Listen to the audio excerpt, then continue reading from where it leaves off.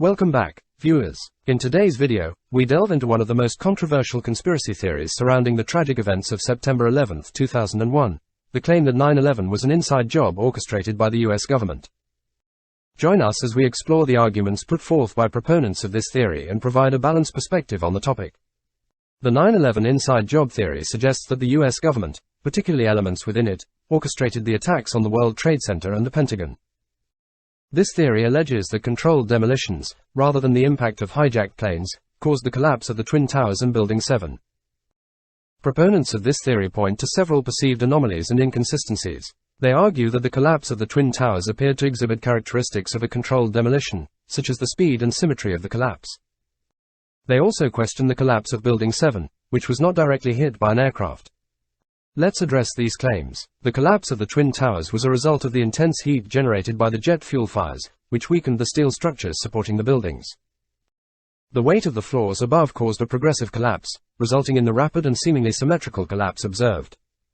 As for Building 7, it collapsed primarily due to fires that burned uncontrolled for hours. The structural damage caused by debris from the nearby collapse of the Twin Towers, combined with the lack of water available for firefighting efforts, contributed to the building's failure. The 9/11 inside job theory also alleges the presence of molten steel in the debris, suggesting the use of explosives.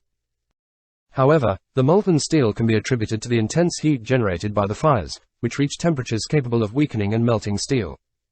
These are just a few examples of the claims made by proponents of the 9/11 inside job theory. However, extensive investigations, including the 9/11 Commission report and subsequent studies, concluded that the attacks were carried out by 19 hijackers associated with the terrorist group al-Qaeda.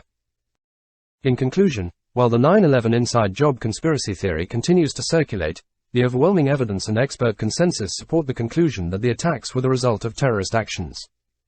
It's important to approach conspiracy theories with critical thinking, evaluate the evidence presented, and consider the consensus among experts.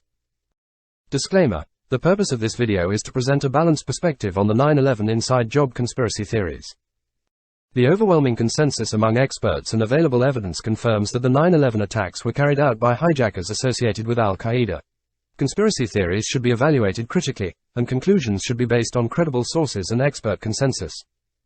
Thank you for joining us today as we explored the controversial 9/11 inside job conspiracy theories.